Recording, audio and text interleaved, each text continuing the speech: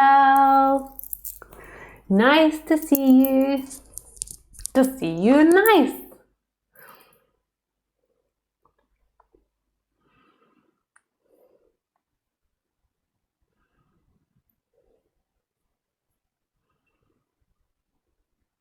Welcome to live stream.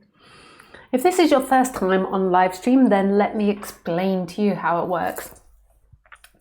Basically, I do the talking and you do the listening, and that's the way it works. If you have any questions, you can write to me through Skype, and my Skype address is Lisa Cairns 12, and the link, not the link, but the address is in the box below if you forget. So just look in the box below and it explains it all to you.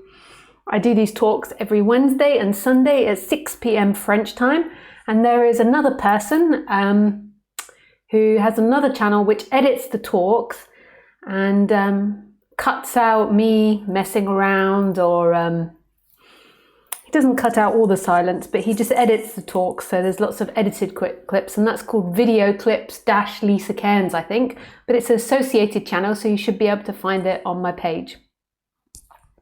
If you're watching this recorded and you always wonder how you watch my live talks, you can either go to my website and watch it in my website on the live stream page, or you can just go to my YouTube channel and watch it on YouTube. And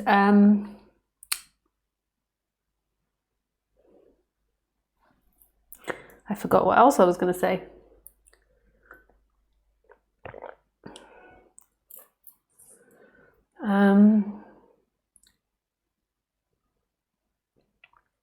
Is that all the information? I'm going to show you a tutorial video on how to subscribe to my YouTube channel, because if you subscribe to my YouTube channel, then you can get email updates of when I go live.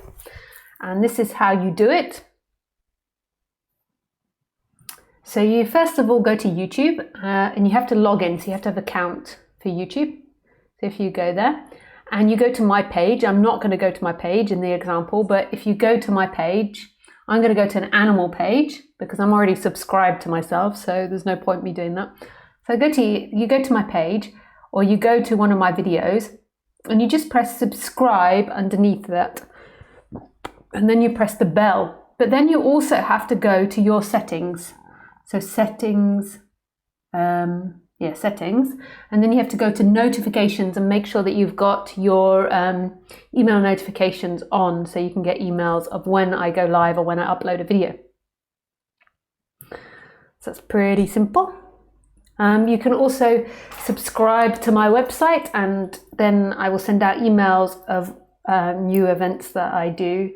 And you can also subscribe to my Facebook page, which does events and some edited talks and etc. etc. What else? Is there anything else I should inform you about?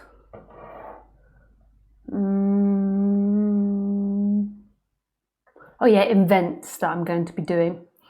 I just put some new events on my website.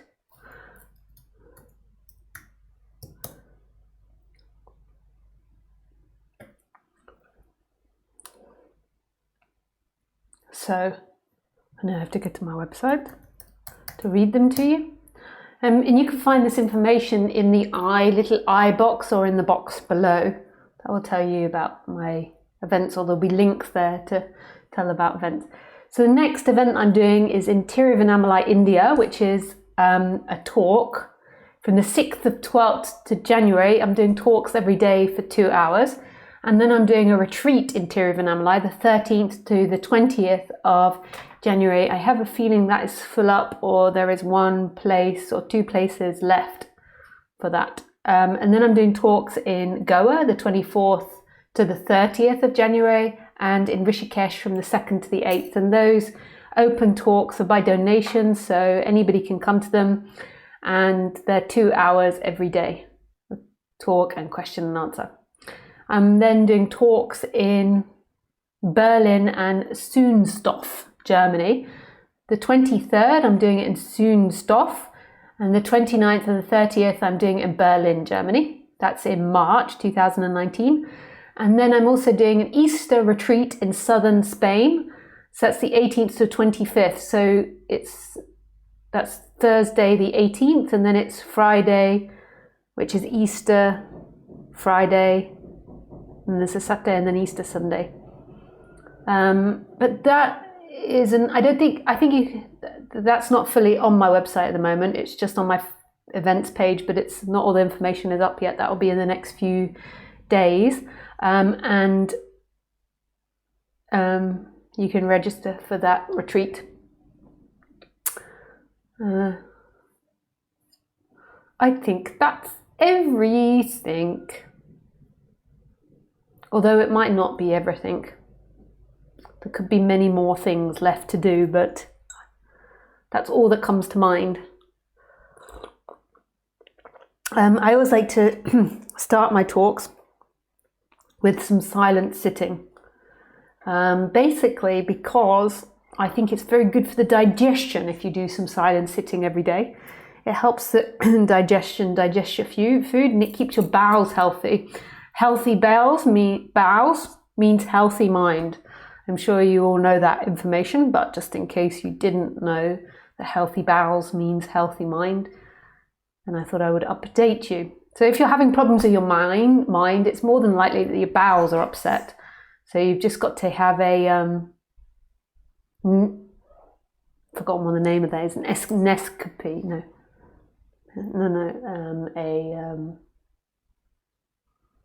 enema. So if you've got unhealthy mind, you just need to have an enema and then everything will be good.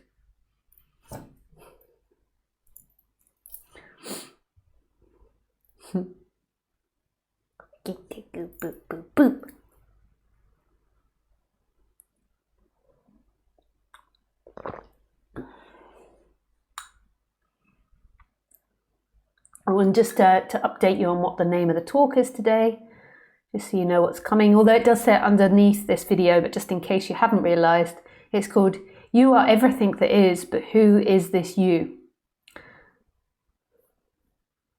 Interesting subject.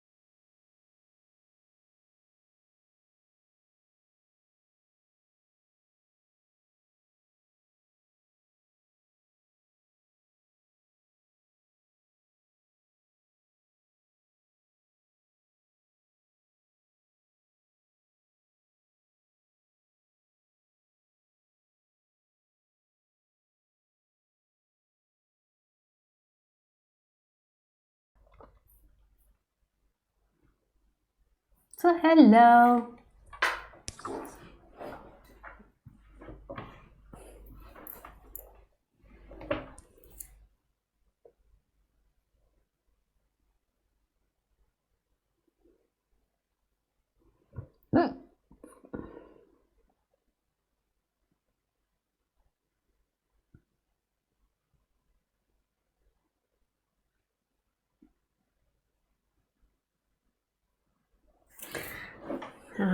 Okay, what's the title of the talk?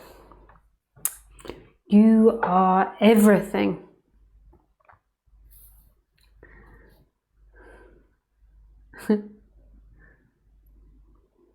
So who are you? When you're born into this life, let me just check my audio is working. I didn't check that before I started. So when you're born into this life,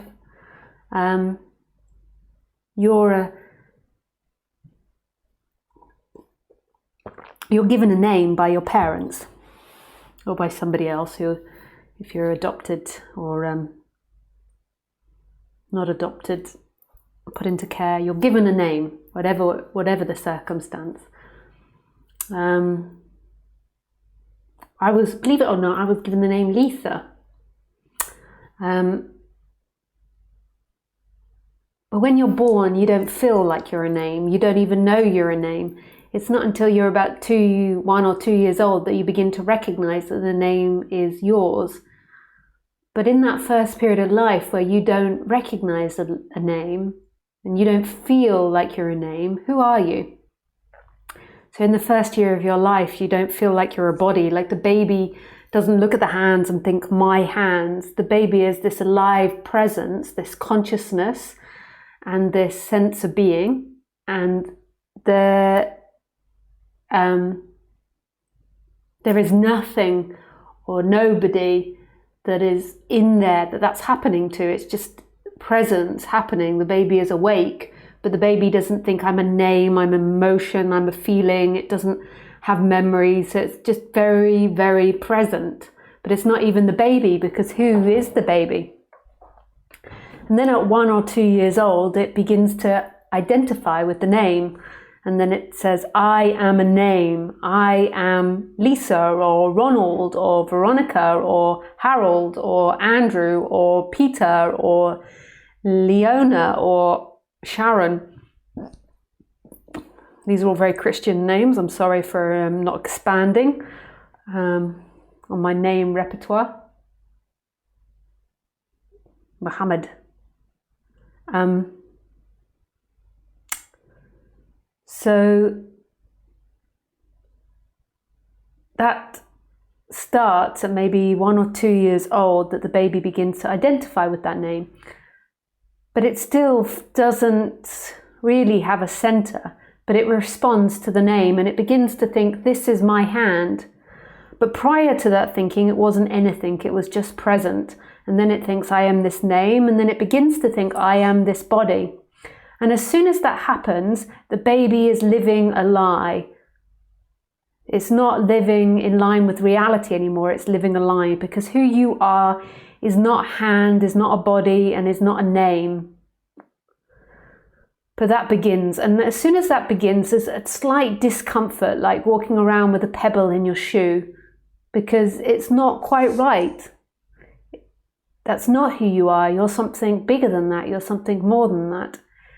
And then what begins to happen is the baby identifies with more things. It begins to identify with its mother and its father and its family situation and its toys and its environment.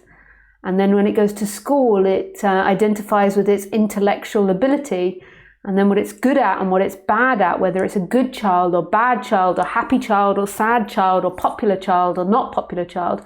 And more identities arise.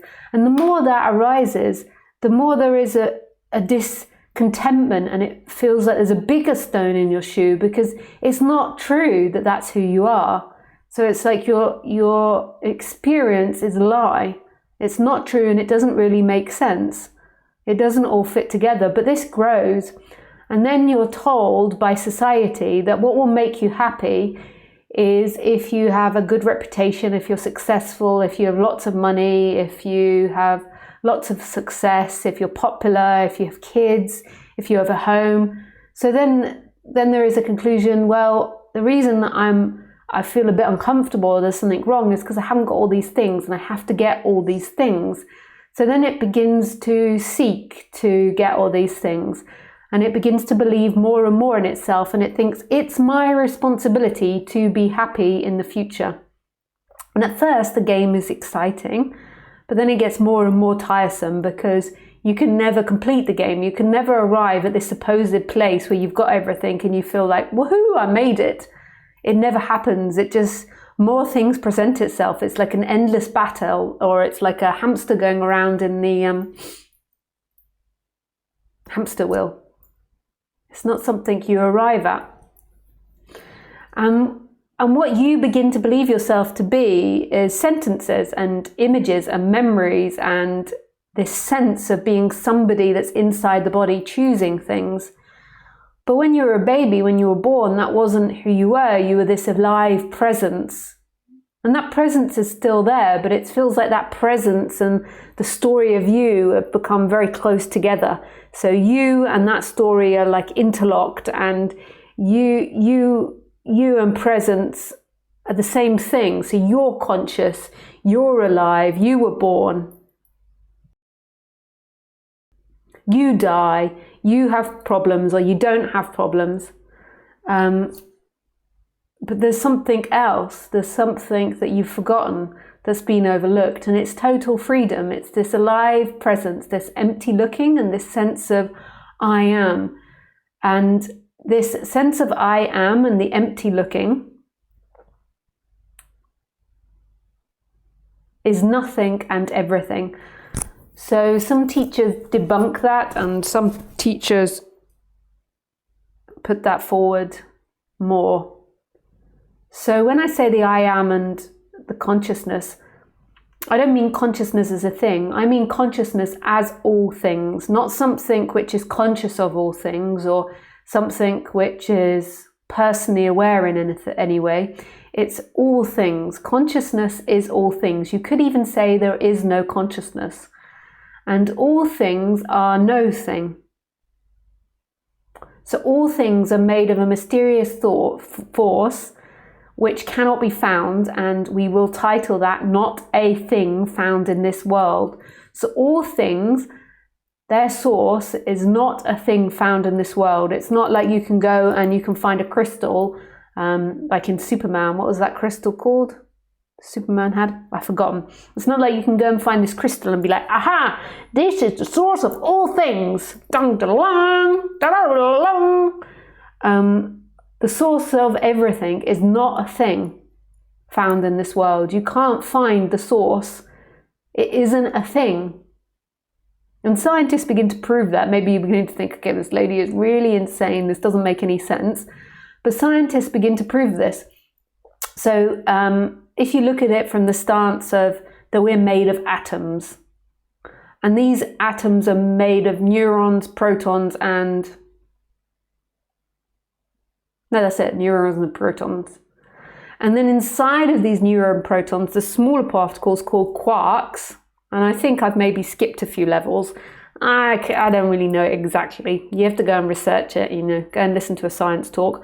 But then when you open up these quarks, there's nothing that can be found inside of them.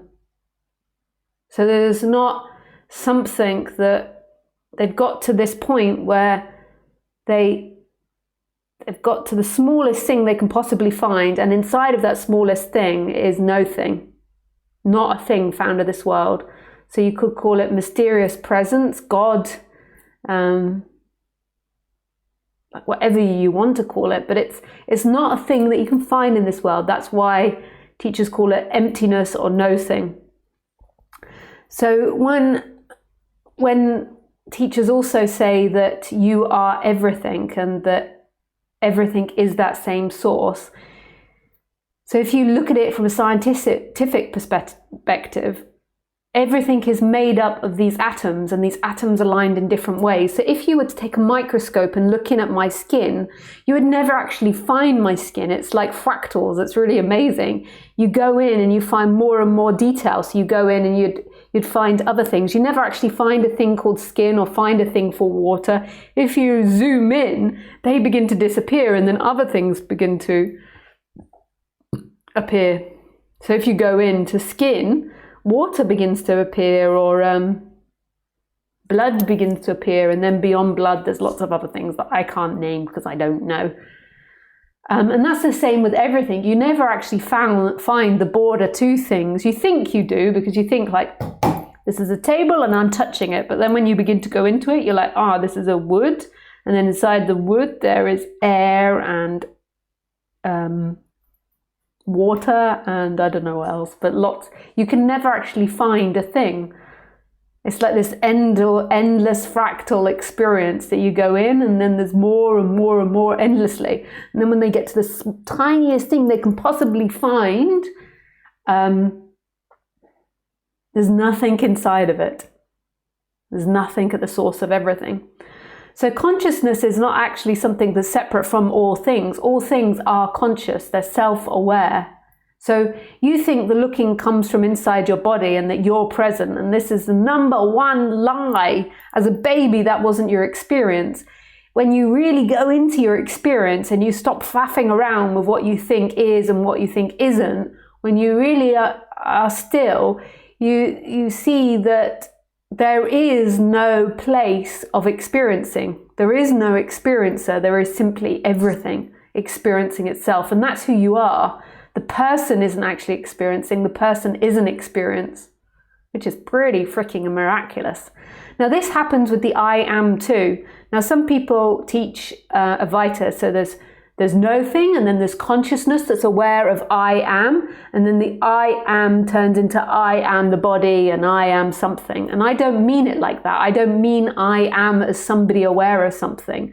I mean that sense of existence, that sense that this is happening. And that is actually in all things. So the sense that this is happening is actually in all things and is everything as well, just like the consciousness. So that sense that life is, that this is, the sense of beingness or aliveness, isn't actually limited inside the body, it is all things. When you're waking up, it normally feels like consciousness is behind, and then there's consciousness of the I am, the body, and then consciousness of I am, and then consciousness of the story in time. But then as everything gets more and more still, it's seen that I am isn't a person. It doesn't belong to anyone, and actually the essence of the I am is a sense of existence which is everywhere and everything, and is no thing, not a thing. It's completely impersonal, but it's you. It's the closest thing there is to you. It's just you always think about yourself, and as soon as you think about yourself, you're in time and you're missing what I say. Doesn't mean don't think about yourself, but it's not what I'm talking about. As soon as you think about yourself in any way or any way removed from it, it's not what I'm talking about. What I'm talking about is the most intimate sense of being, what's always been here, which was here before you started thinking I'm Lisa, I'm a body, I have a hand, I've got to do things, I've got to have children, I've got to plant my seeds, I've got to get lots of money, I've got free will and I've got choice. Before you think any of that, there is this presence, this alive presence that's totally unconditioned and doesn't belong to anything. And it's no thing and it is everything. It's invisible and it's all things. It's love. So sometimes I call it consciousness and the I am and all those things, but that's what I mean ultimately. It's just talking about this is never easy. And if you want to get yourself in a tiz-waz about who's right and who's wrong and being, and it's nothing, and there is everything, and there is consciousness, or there is the I am, and have a good old argument about it, then go ahead, please have a good old argument about it, but that's got nothing to do with non-duality, and you're never going to get there in an argument. It's got nothing to do with it. It's just your personality. It's like, I want to be right, I want to be wrong, I want to argue or I don't want to argue. Non-duality cannot be understood, cannot be got by you, and it doesn't matter how much you argue about it, what you do, you always are the non-dual experience. But the energy is contracted into you that's like, no, I'm not, I'm a thing, I'm this is my life, I choose, I am the doer. That's the next thing, is that you don't actually have any free will. You, the one that feels like it's got free will, is an appearance that just has the feeling of free will. But that's not a problem. It's quite relaxing. It's quite relaxing, if you ask me. Life is happening. However, it feels like you have free will, so it feels like you have the choice between eating a banana or eating an apple.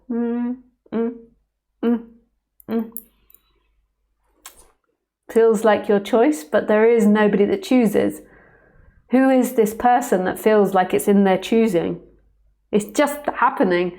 It's so amazing. Like when you're driving your car, you're like, I'm driving, I am driving, I am driving. But who is driving? Like it's happening. It's way too complicated for you to be driving. Your hands like, boop, boop, boop, boop, boop, boop, dee, boop, boop, boop, boop, doo, depending what country you're from, boop, boop, boop, boop, doo, or boop, boop, boop, boop, doo.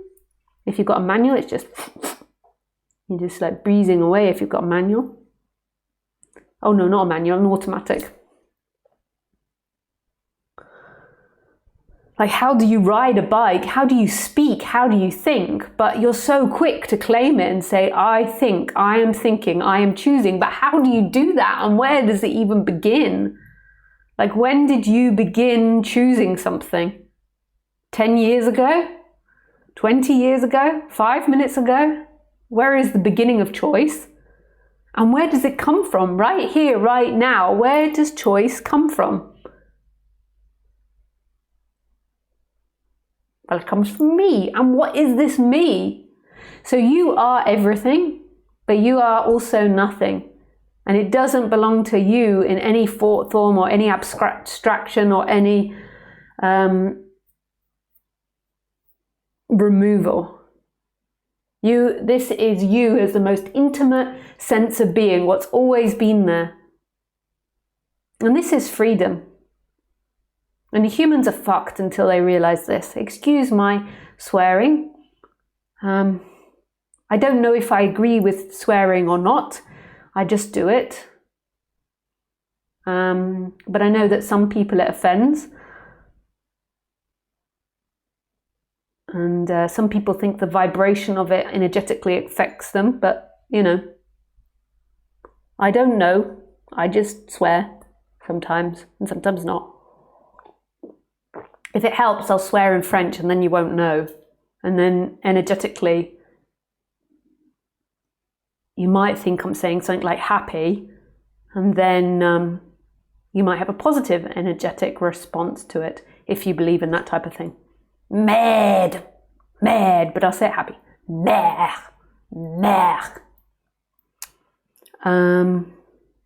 Really nothing matters. And you're never going to be happy while you think you are someone. You're always going to be victim to life while you think you are someone. It's going to be happening to you. And unless your life is positive and happy, then you're not going to be able to cope. So when more difficult things happen, you're not going to be able to cope.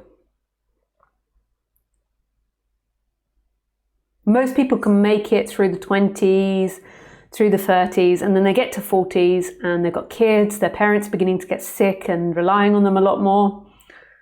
And they're having to work full time, have kids, look after their parents. And then that's when they begin to ask questions. It all begins to get too much. Or you have a really shit childhood and have lots of difficult things happen to you in childhood, and then you're fortunate enough to begin to ask questions when you're a lot younger.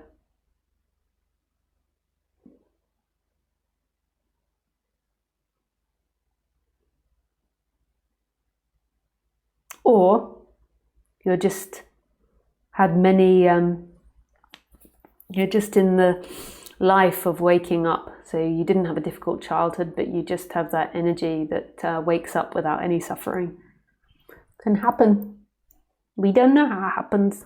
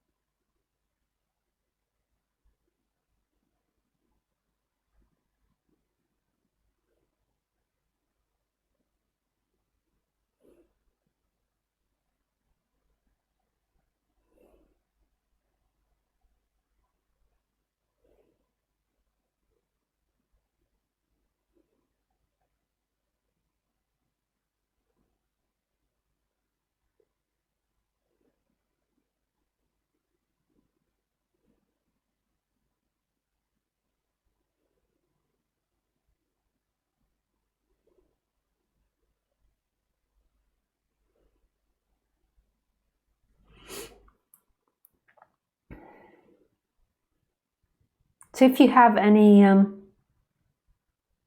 questions, you're welcome to write it in Skype. My Skype address is Lisa Cairns 12, and you can see it in the box below. I tend not to read the YouTube chat, but sometimes I do if I've run out of questions. You can also call me, so you can just write, I want to call you, Lisa, or you can call in. And if you want to call in, please use a headset with a microphone, otherwise it's slightly uncomfortable for other people. So back to the title, you are everything, but who is this you? Who are you? This is the most profound question, and that's the only way to freedom. Life is never going to work out. I know that this is a little bit of a secret, which our society tends to try and keep away from us, but everyone's going to die. Everyone. Your mum, your dad, your kids, you.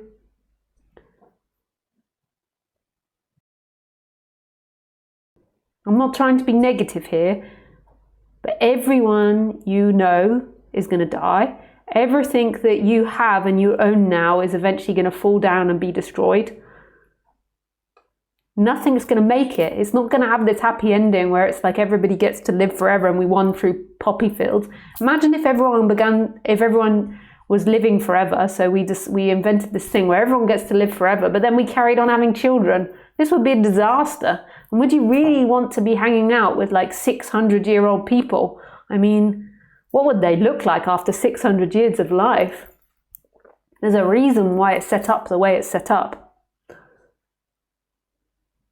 I was like, Lisa, Jesus, do you really need to bring the deaf thing in? You're bringing the whole tone of the talk down. Talk about negative thinking. Well,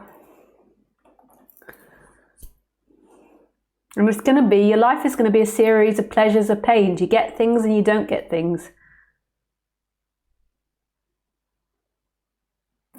It comes and it goes.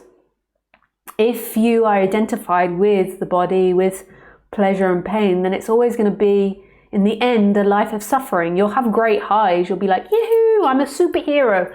I managed to achieve this. And then the next day it will begin to go. And then you'll not be the top ranking fisherman in the world. You'll be like the second or the third or the fourth or the 100th. Or this will happen, or that will happen.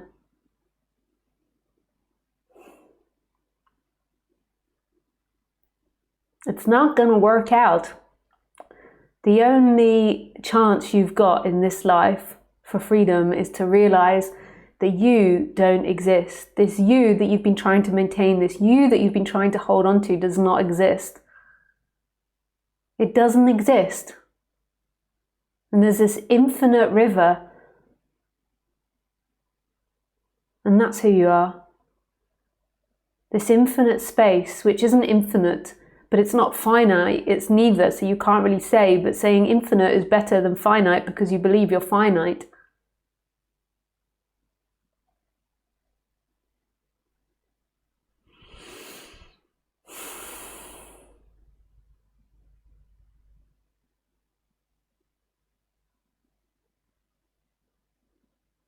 All this effort you're putting into life to make your life work, it's not going to work in the way you want it to. It just doesn't. It doesn't.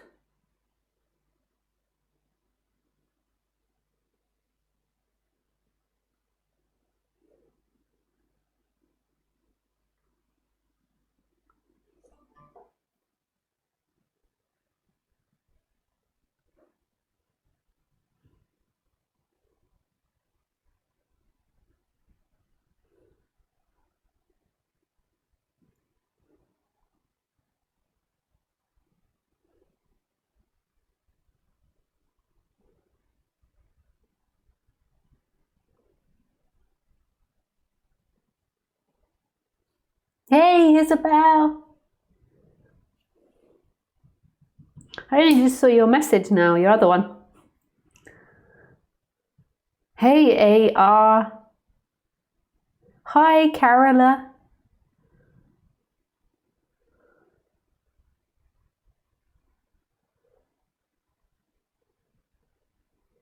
Hi, Archim. Archiming. Hi, Archingim. Ing. Hi, Lisa. How come I'm everything? I feel I'm nothing. Why would I be everything? Yeah, to feel you are nothing is only half the coin. Hey, it's only half of the coin. It's like just seeing one side of the coin. Everything is nothing.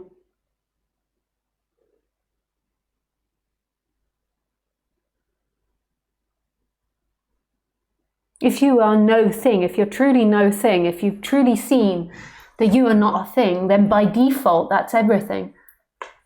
Like if you are no thing, really think about that. Then you must be everything. Because where are you? But everywhere. If you're nowhere, you're everywhere. Just by default, try being nowhere, see that you're nowhere, and then it's like there is only everything. And that is who you are. Just feeling like you're the nothing tends to be the more masculine recognition. That's just half the story. The feminine side is everything. The masculine side is nothing, and the feminine is everything. So let's go back to Nisargadatta Maharaj. To know my life is nothing is wisdom. To know that I am everything is wisdom. No, to know that I am nothing is wisdom. To know I am everything is love. And in between that, my life resides.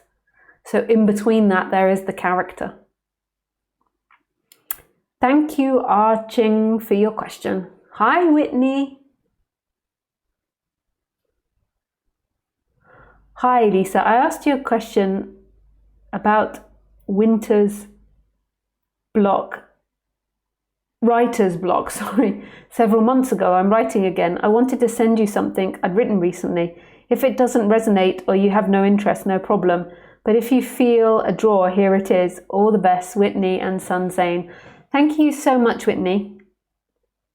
Just to let you know that I do have interest and I do want to see people's work and anything they do, but sometimes it's just a lot.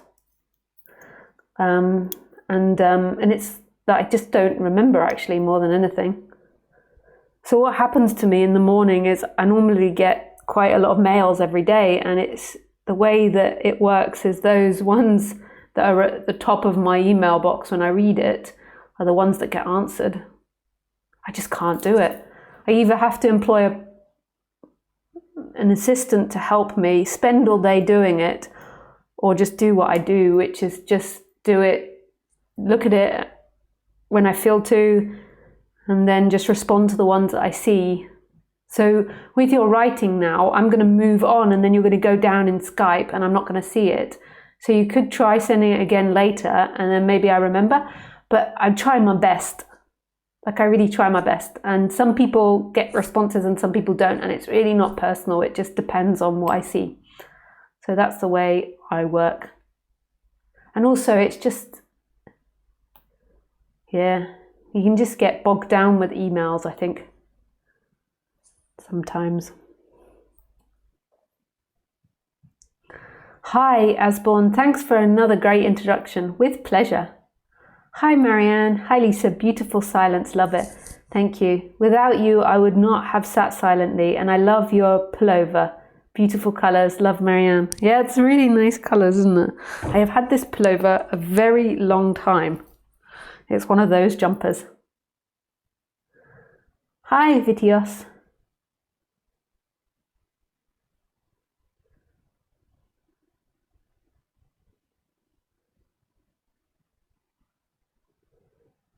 I'll just go through the other questions and then I'll come back to you, Vitios. Hey, Isabel. Hi, Holly. I was fortunate enough to have a shit childhood, Lisa.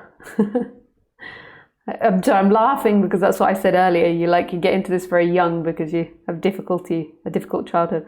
I tend to stumble on the word freedom. Sometimes I get it, but other times I feel bound by the experience of this body. Yet it's nothing, just too much fixation on the experience of the body. So the body is nothing. So when you have a feeling, your mind then says it's my feeling and it says this is pleasurable or painful and I want it or I don't want it. But all feelings are actually everywhere as well. They're not inside the body and they don't belong to you. They're actually this huge infinite space. And discomfort is discomfort. When you really see that you are this invisibility, then everything comes and goes in that. And that's who you are. Interesting, thanks. It's a pleasure, Archim. Hi, Sankara. Welcome to the talk, Sankara. AR. Hi, Lisa. Consciousness doesn't want anything. Why does it dream? Or what is dream in this world? A few months ago,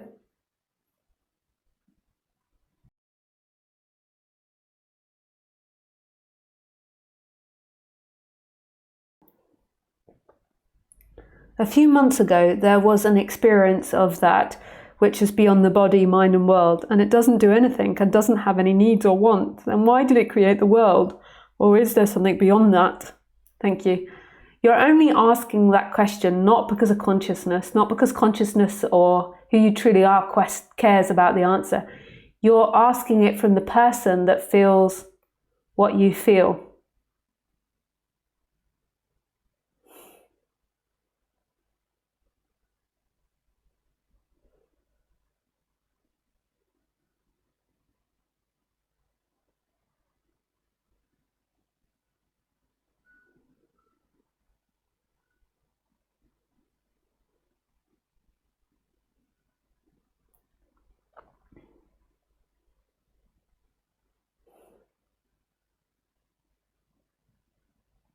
So that's a you question. So you want to know, basically, you want to know what the meaning of your life is. And then you're like, why does consciousness dream this dream? Because you on the human level want to know, more than likely, what the meaning of your life is. Like, what is the purpose of me being here? And that on the human level, you can't think about that. Really, on the human level, your life is about survival. But survival sounds so derogative in a way, like a put down. Like, it's like on the human level, your life is about producing, eating, going to the toilet, having fun, socializing, and making babies.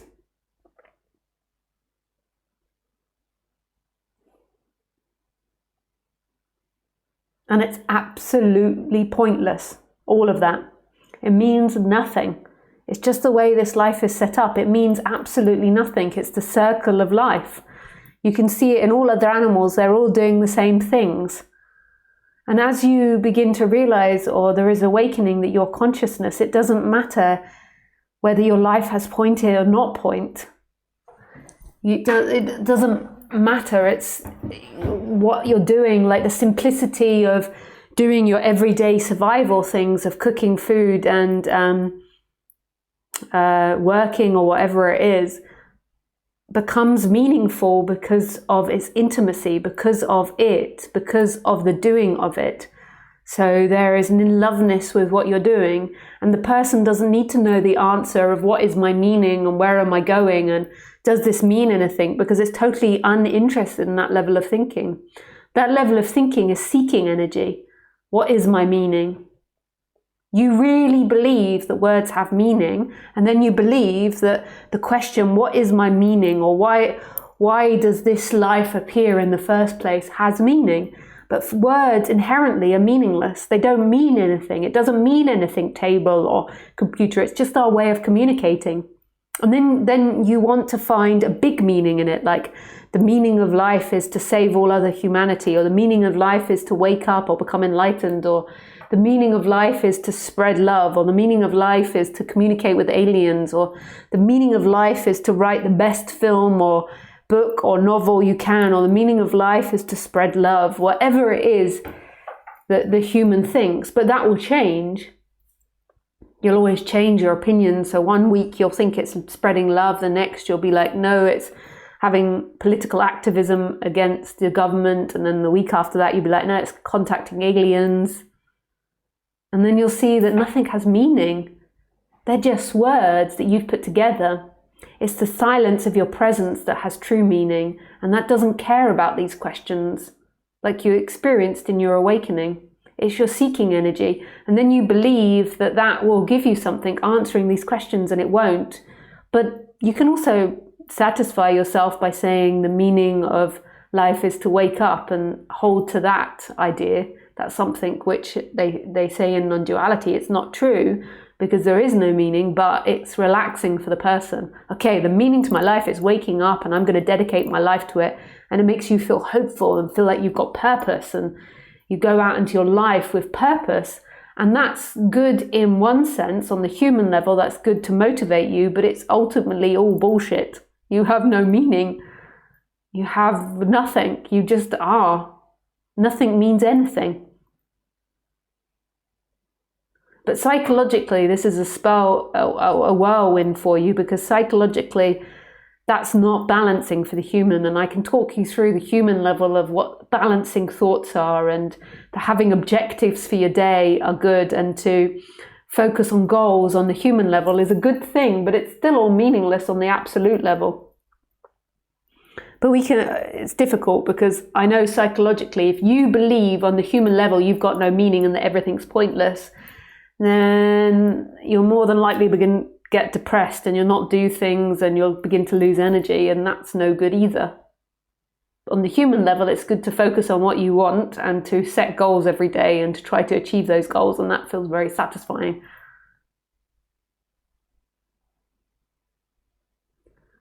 I just said all of that incredibly quickly, AR. I hope that your first language is English, and that was easy for you to understand. Maybe might need to rewatch it a few times. It's a question, meaning is a question all the time that I'm being asked. I think I'm going to go through it again right now, because it's such a difficult subject. So I'm going to first of all talk about the human. So a balanced human, yes to all you said, thank you so very much. Oh, with pleasure, AR, but I'm going to go through it again.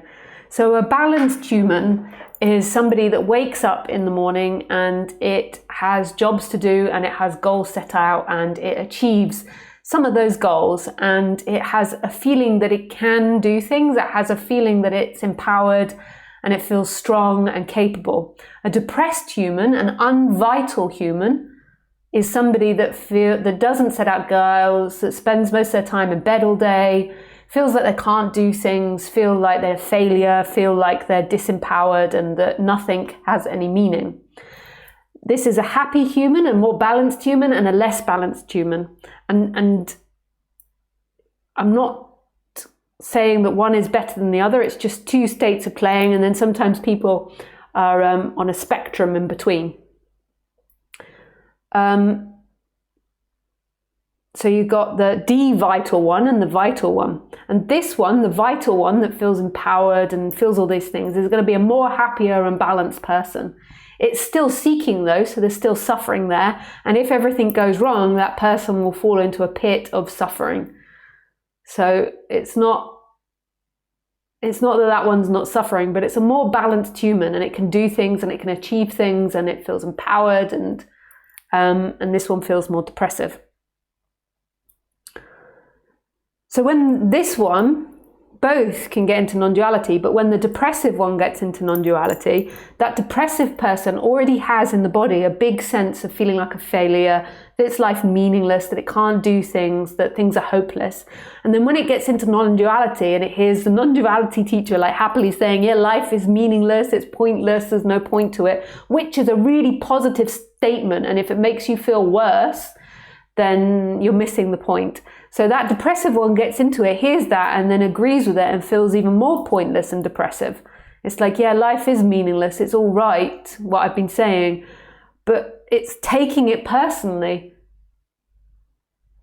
It's like, yeah, my life is worthless. So there's more reason to stay in bed all day. There's more reason not to do things. There's more reason to tell myself it's a disaster life. And that's an unbalanced human claiming non-duality to be a personal thing. Non-duality is beyond those two human states. So it's beyond thinking that things have purpose or don't have purpose.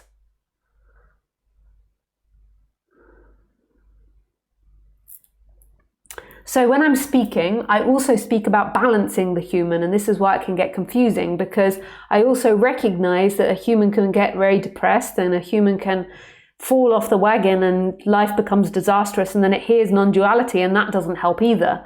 So I also talk about balancing the human as well and reconditioning the human to be more positive and to be more balanced and to be a more happy person. But that's not non-duality. You aren't going to get to non-duality ever because you don't exist. So reconditioning yourself isn't the solution. However, reconditioning yourself to be more balanced and happy might make it easier to hear non-duality, because when the person is really suffering, they're so identified with themselves and they're so focused on self. When they're more happy, they're less focused on themselves. And then there's more possibility to hear this.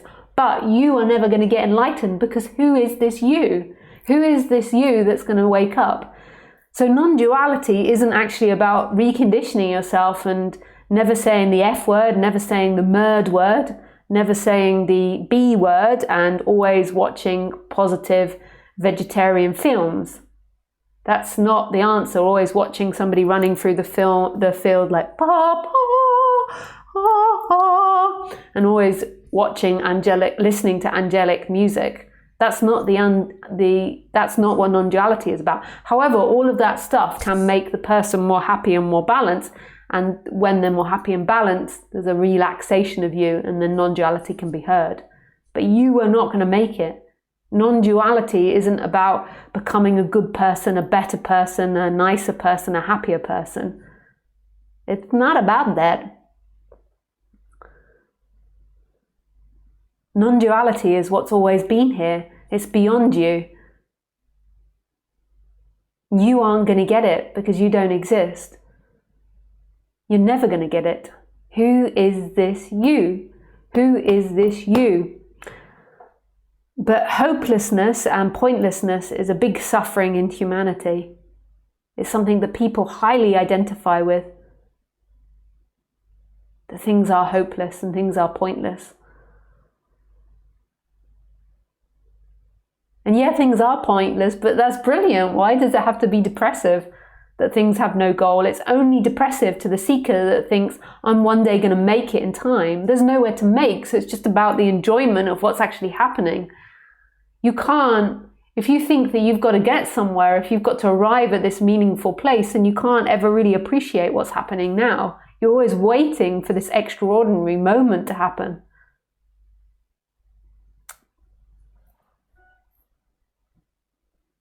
Whatever you do, hi Whitney, whatever you do is perfect. Whatever approach you take to emails is perfect. I'll resend it if I feel the impulse. Love, Whitney and Zane. Thanks, Whitney. Hi, George. Hi Lisa, greetings from Ecuador. Nice. Hello Ecuador. Hi Asbon. A little special question, but what would you have asked the teacher if you were a searcher for the truth? Or I asked the teacher many things. You know, when I was seeking, a big thing for me was about compassion in the beginning.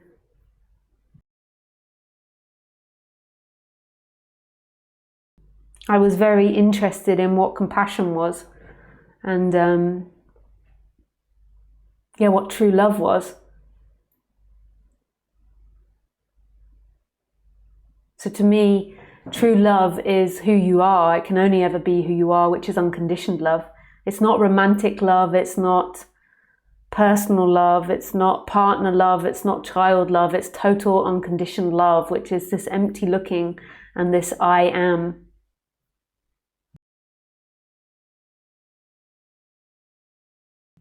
The love of who you are is truly free. And it's always here. You seek everywhere for this love of who you are, but it's you. This presence, this I am part, or this sense of being, it's you. And you look for it always in relationships, in events, in people, in situations. It's all you ever want is this love, and that's the everything part. So Nisargadatta Maharaj, to realize I am nothing is wisdom, to realize I am everything is love. And it is love. It's beyond anything that happens in this life. It's this love. It's really beautiful.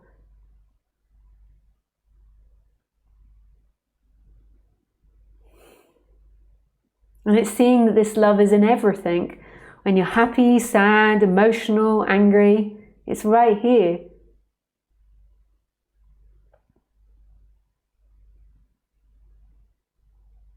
And that's true compassion. It's seeing that love is not contained in the thing. That's true compassion.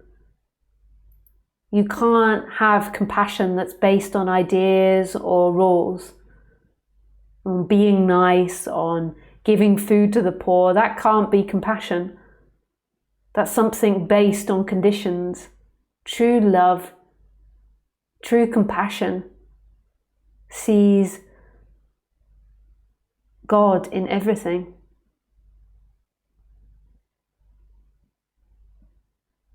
Everything. Thank you, Asbon, for the question. Loads of love and gratitude to you, Lisa. Hi, Carmela. Hello, Hawaii. Aloha. Is there any relationship between you and me in general sense?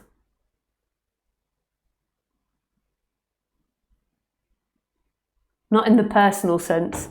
I don't know who you are, Archim, so in the personal sense, I don't know. Is there a relationship between me and some words on the computer screen? So obviously it's in the impersonal. On the human level, there's a relationship, like I am the great master and you are the student asking the great master a question. That's obviously a joke. Obviously, you're the great master and I'm the student. That's a joke again. I'm being funny.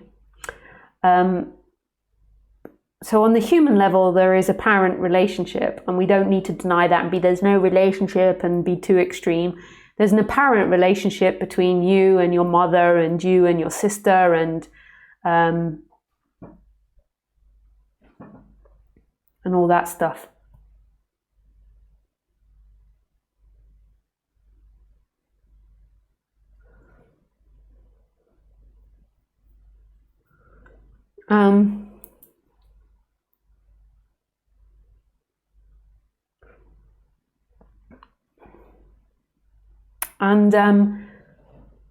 So there is, and then on the ultimate sense, there is no relationship, because who's in relationship? There is only beingness.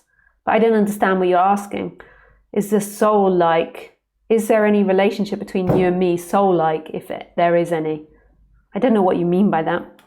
I always get a bit scared when people, not not really scared, but let's say two enlightened beings meet. What is the relationship between them?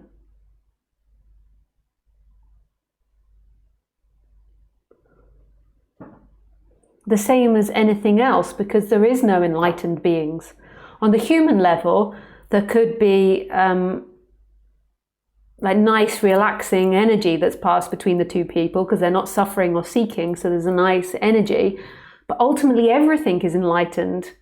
So you can't put one higher than others. You can't say there are two enlightened people that meet. Who are these enlightened people? There is only consciousness. There's consciousness, which is everything. There's nobody that's actually in illusion. It just appears that way.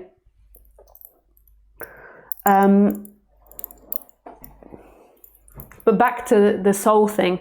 So when people say something like a soul thing to me, because I've been into this for quite a long time, it normally comes with some big dramatic story like we're soul connected, and I'm not into that thing. I'm not this kind of woman that's romantic in those types of ways. That like what are those things called, like twin flames? I mean, who knows the way this world works? It's really mysterious, but basically a lot of the time people are saying all this not twin flame things, but this soul stuff. So we're soul connected, and basically I think sometimes, a lot of the time, it's just about sex and sexuality and pleasure.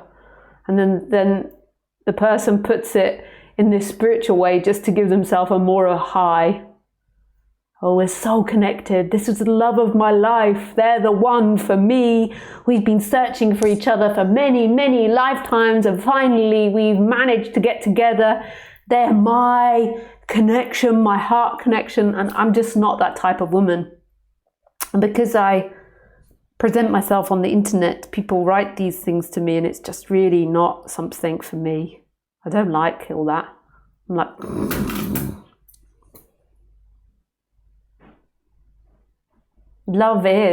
true love is so simple and easy and beautiful. It's this true love, and you don't need to tell yourself a story about soul connection and many, many lives it took you to meet. That's all drama love. That's stuff that comes and goes and high and low and high and low. There is this true love that can only love here and is present. It's so beautiful and sweet, and it's all you ever wanted. And the other stuff is just about the human getting a high, more than likely. The human getting something. The human making a drama and more meaning out of something that doesn't need more meaning. It's beautiful enough as it is. To meet somebody in presence, not meaning somebody like another person that's enlightened, but to see someone for what they are, which is this pure consciousness, is enough. And then to meet someone that you're also attracted to, so that you also have this bodily attraction to, is really beautiful experience. And that's enough in itself. It doesn't need all these dramatic angel wings and meeting in different realms and we're these soul people. It's like, that's boring stuff compared to the brilliance of this, of presence, of the love of which you are, this infinite love, this right here. All of that is fantasy stuff to give you a high that then goes low and then goes high and then goes low, and then you argue about it because they think that you first met in 1643 and you think you first met in 1783.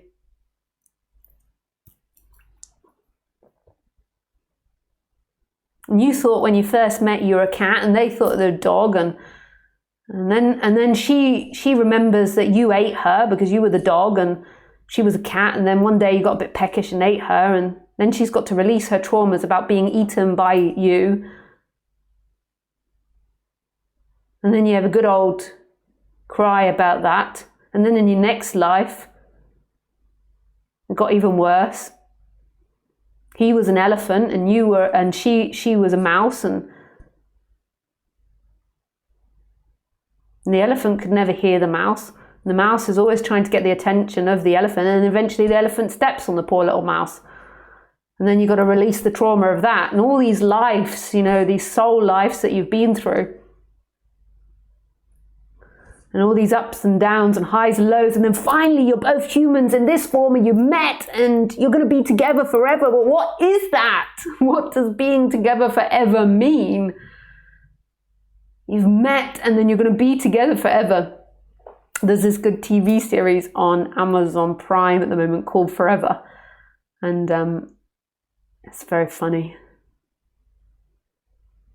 I mean, if you finally met and you're going to be together forever, I mean, what drama are you going to have? The pulling apart and then coming back together and pulling apart and coming back together. It's over because you've met forever.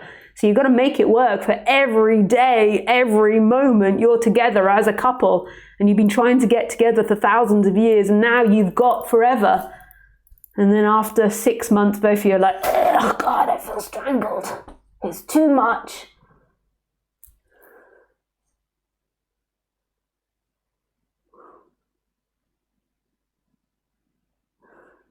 And true love is right here. You can only really love from here. To really see someone as they are here. Otherwise, you're always going to be attached to the way it is or the way it is not.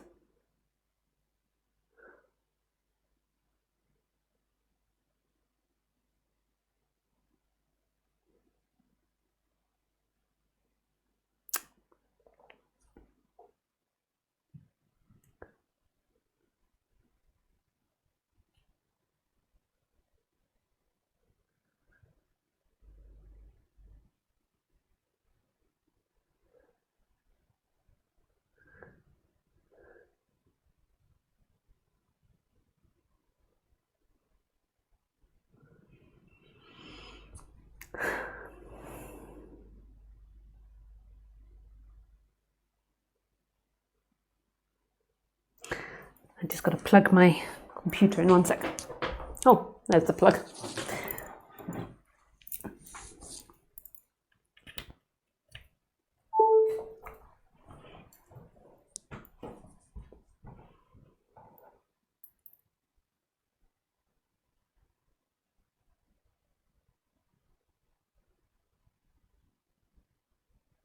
To really love someone is right here.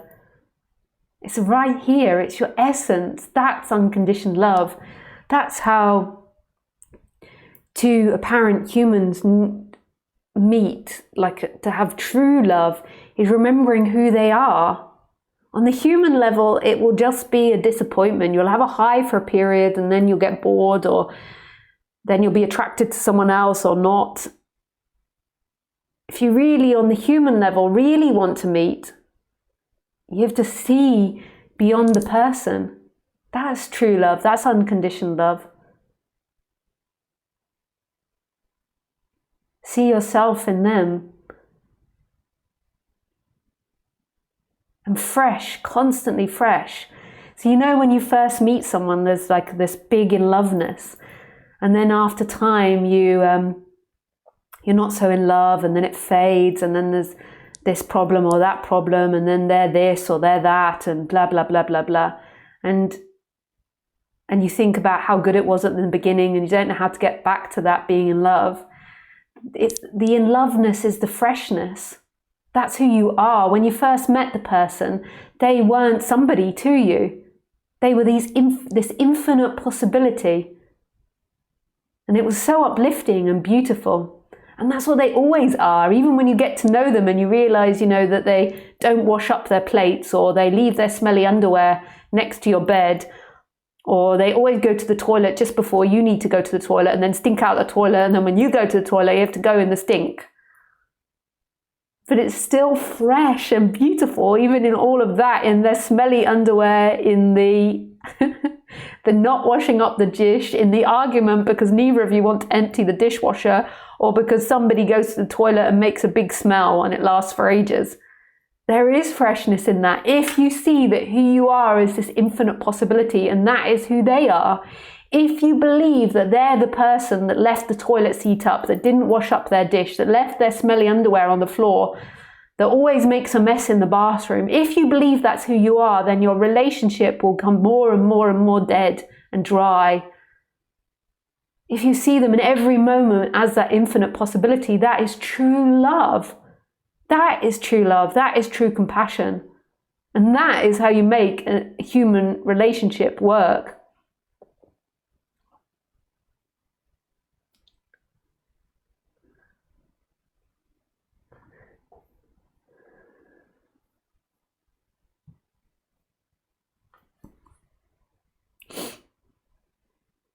And that includes everything. That includes arguments, that includes smelliness, noisiness, all of it includes everything. I'm not saying that you'll fall in love with anyone. There's bodies that you're going to resonate with more than others and have intimacy more than others.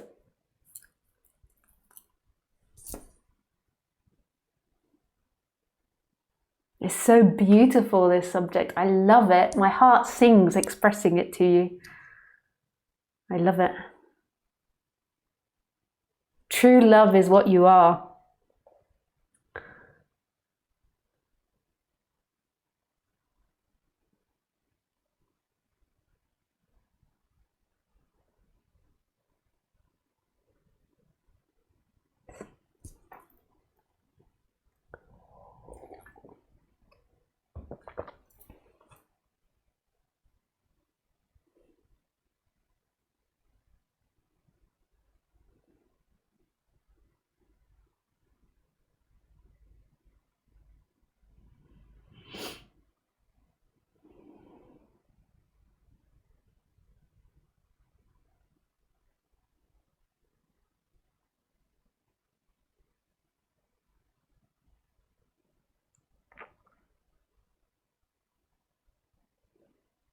Okay, we take more questions.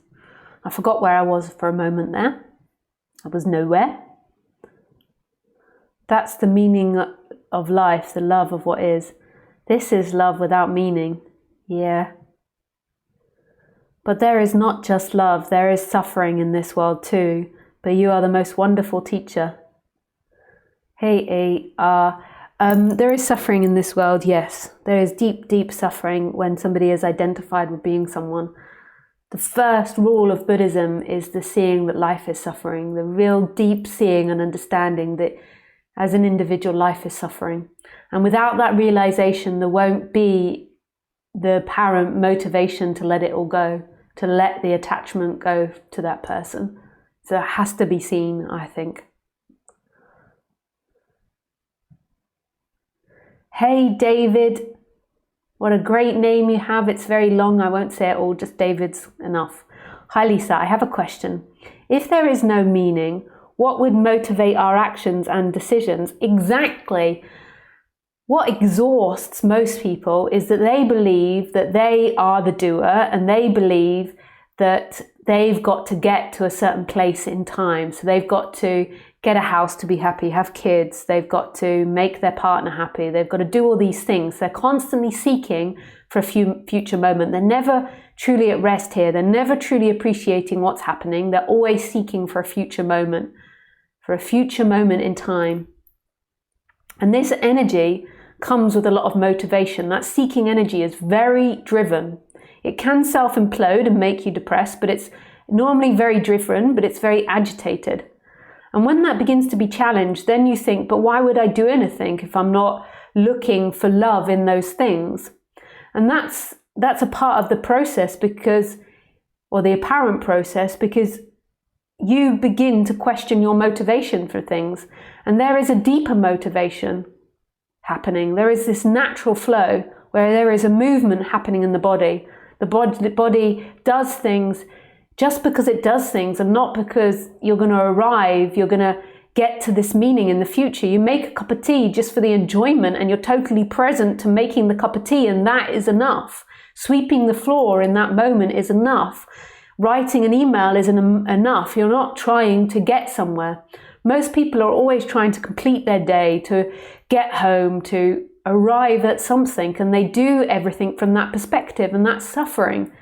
This is going back to the total appreciation of what you are, which is this moment, the love of this moment. Making a cup of tea is enough in itself, and it's not about, I'm going to make the best cup of tea or have the best dinner and then I'll arrive. I'm going to make $1 million and then I'll arrive. It's got nothing to do with that. The journey is enough. The journey is the destination. So your motivation becomes just your essence. Your essence is enough. At one level, I like the idea that there's no meaning because it's liberating. I feel I can't make mistakes. On the other hand, it's hard for me to see what kind of basis I would have for my choices. Yeah, you have to begin to explore who makes choices. Who is the choice maker? Who makes choices? Where do choices come from? But on the human level, we can talk about balancing the human, which would be a different thing. So if I was talking to you about balancing the human, which I often do with people because people get themselves in all types of twists and turns in this life, and sometimes they just need help on the human level. So if I was working with you one-on-one, I would help you on the human level understand what it is that you want.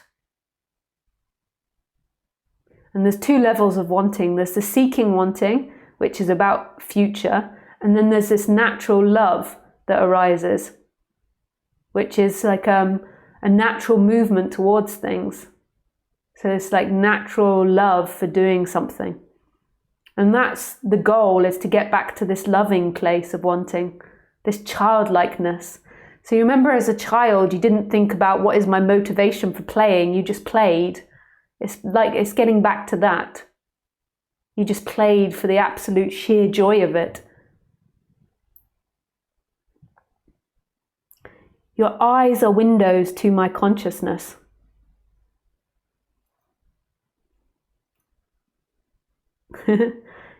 He's got that face. Think that was a joke. Hi, Morana. Hi, Lisa. When I observe people, I feel like I've got a bit of a lisp because I've been speaking so much. My tongue feels fat. When I observe people, I feel like this world is a huge mental hospital. They're all running here and there unconsciously, as if they are sleeping. Is it like this? Am I starting to wake up, or am I getting mad?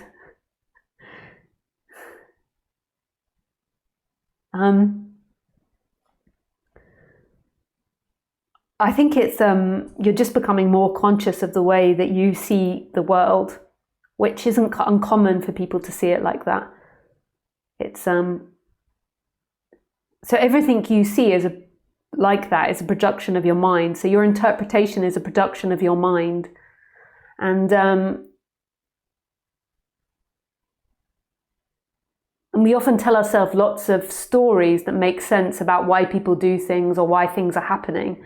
And that makes us feel more relaxed. And as we begin to let go of those stories that make so much sense, then you can have that period of going around like, am I in a nut house? Are people crazy?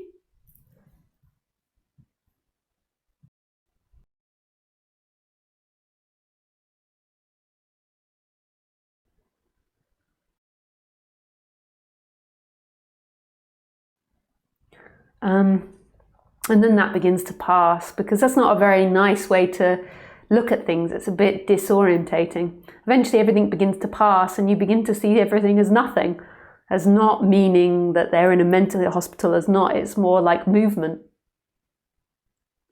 It's like the trees blowing, the clouds tumbling through the sky. Thanks, Morona, for your question. Hi, Sun. Hi, Lisa. I have a question. Who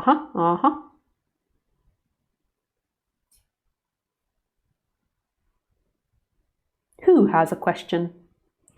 Who let the dogs out? Who? Looking at my master's photo, so much grace starts flowing into my life. Is this just my mind, or is there any reality to it in the koshas and bodies of life?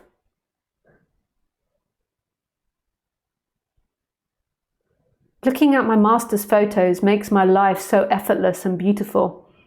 It is like miraculous love starts to flow between me and others, and beautiful energies start flowing in all concerns of my life. It's like washing away the person completely when master starts being present in life. It's like I don't exist anymore. Something is happening, but there is no me anymore. And things are happening all by themselves without me being a part of it. Nice. You know, I'm not into that master thing too much. Like looking into the master's eyes and things start happening. But I understand that some people have this big sense of devotion, and at first they have to start seeing it in somebody else. They can't fully embody it as themselves, so they project it onto the master or the teacher. But I had started thinking about selling photos of myself and Khaleesi together for people to do the same thing, to gaze into my eyes and to get a bit of presence update. I'm just joking because I'm trying, there's a part of me that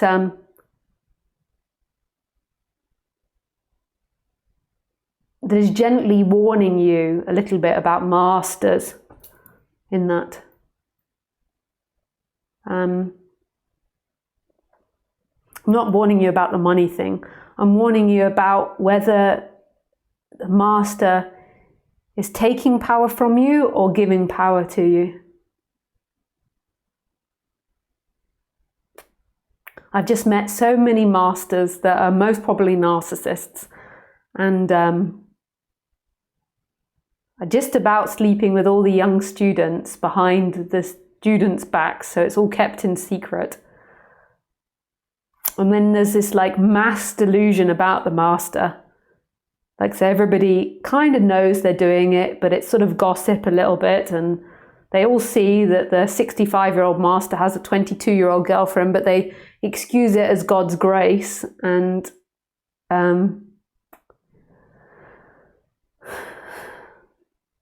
I think that if you've got a master that's doing that, that's okay, but just be aware of it.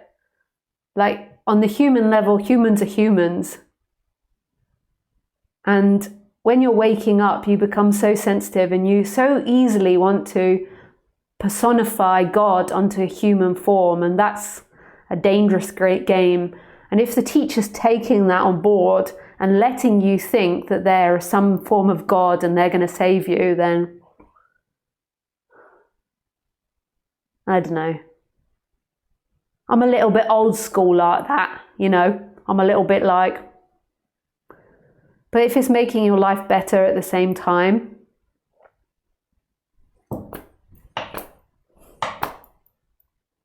I don't know.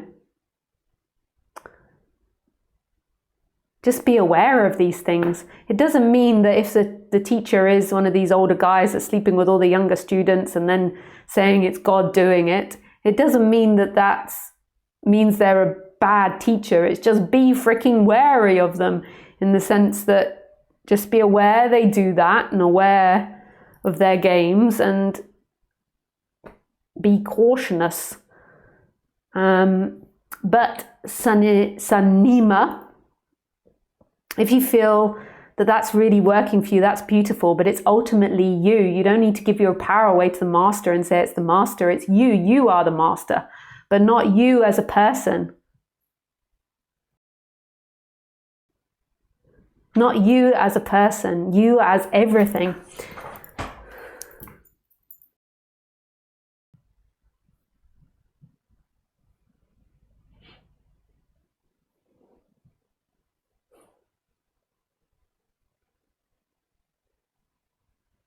So funny and freshness to laugh with your stories, elephants and mouse.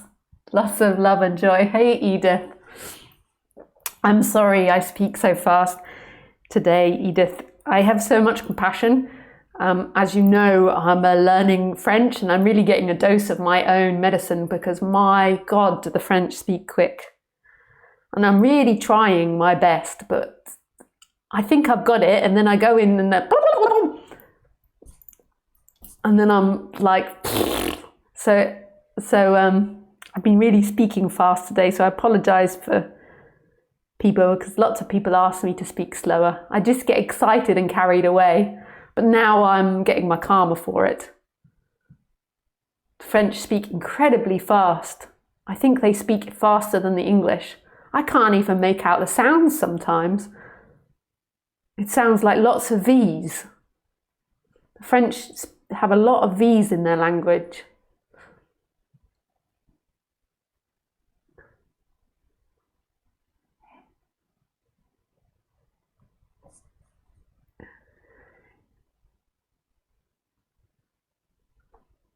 Thanks, son. But I really appreciate that, and it's really that you're really seeing yourself. But sometimes we have to see it in another human form. Hi, Archim. Lisa, you can do the same. I won't judge you. Why won't you sleep with young Chippendale awakening guys? Chippendale. I know. Can you imagine if I was walking around with a young, like always having a shirt off? It's not my style. I tend to go for intelligence.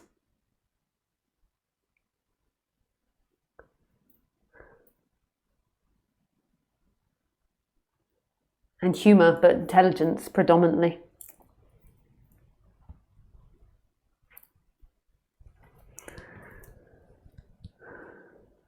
Intelligence and humour. But I'm just not that type of person. I'm not a power sucker. I just can't be bothered. It's a lot of energy to try to take power away from other people. Not that people are consciously doing it, but if you are that type of person, it takes a lot of energy to do it. A lot of motivation. But then they're not motivated to take power from other people. What they're motivated to do is to collect power from themselves, for themselves. I'm a triple Gemini, and I just love to express myself. That's one of my biggest motivators here is to express love predominantly, because it's like my heart just wants to express love. And then on top of that, I'm happy with surviving, like just above the survival level, like in the sense like I have more than just enough.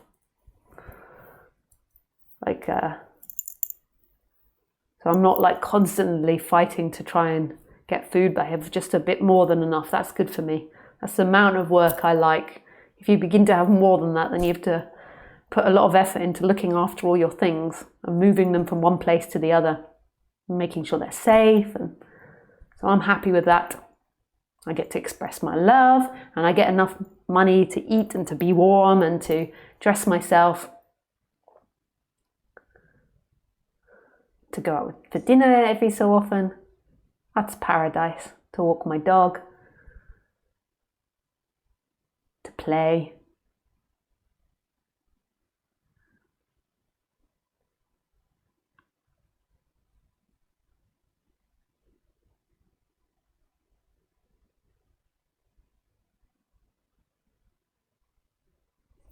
Okay, we have lots of questions tonight.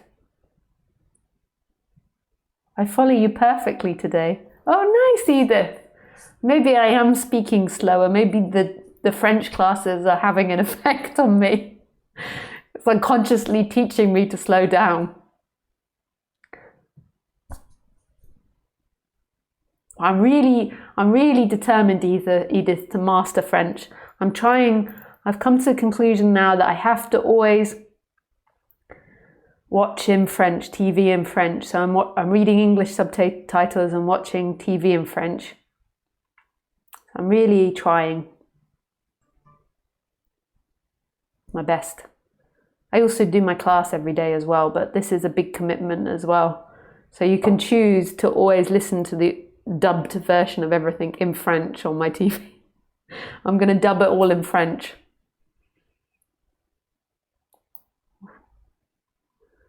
Or try to.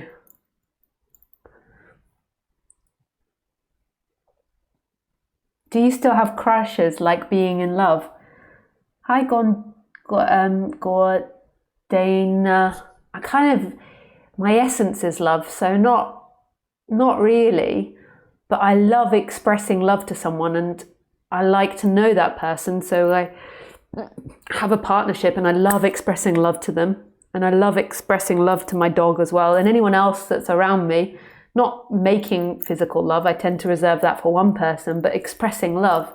I love to express love. But no, I don't really have crushes like that, or fancy someone, or chase someone.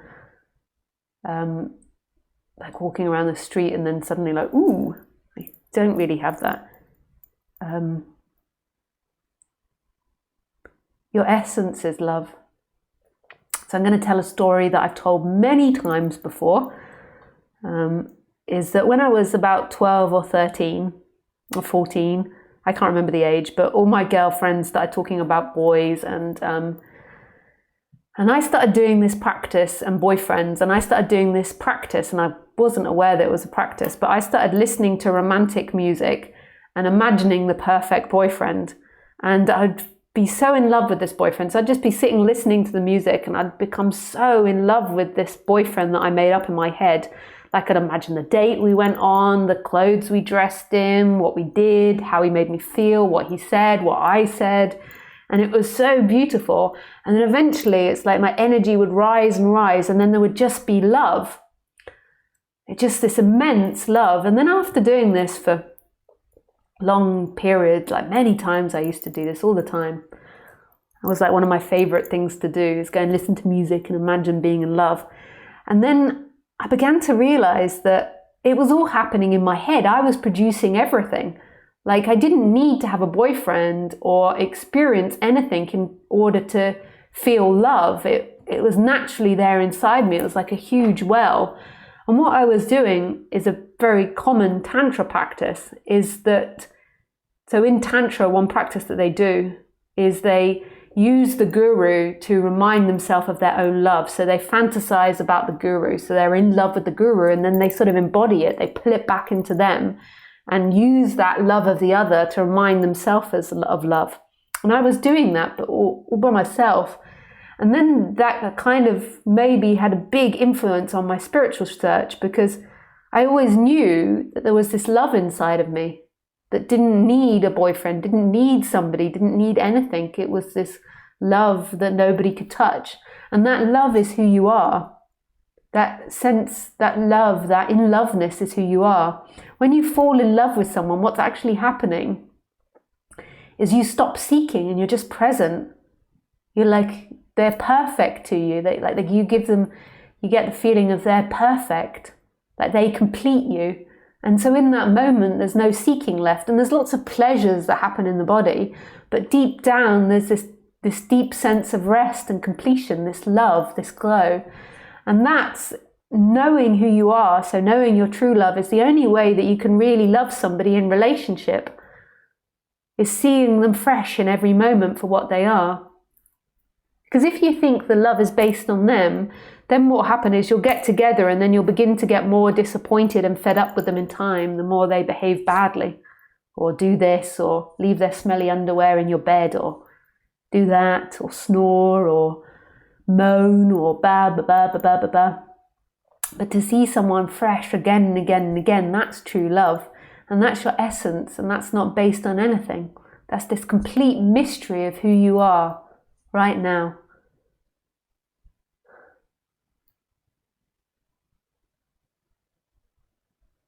Yatika pop pop pop pop.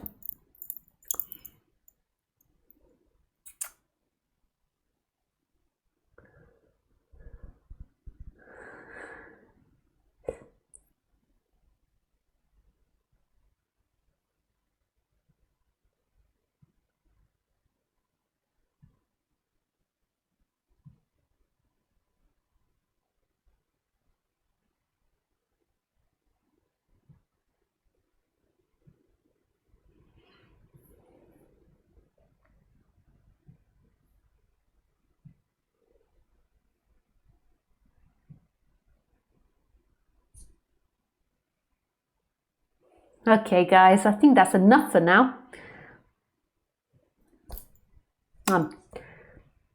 I feel like, yeah, we've had a good old bash at it, and now we'll leave it for this evening. I will have a good old bash at it again on Wednesday at 6 p.m. French time. And just so I begin to warn you, I'm going to be away for January and half of February. I'm going to go to India, and I won't be doing my regular live streams at the times they are, but I think I will be streaming from India as long as I can get a good internet. So I'll try and stream, but it will be at different times. So that's why it's good to subscribe, so then you'll get an email when I go live. But that's not till January. But anyway, guys, I love you lots. Thank you very much. Have a beautiful evening or day. Bye.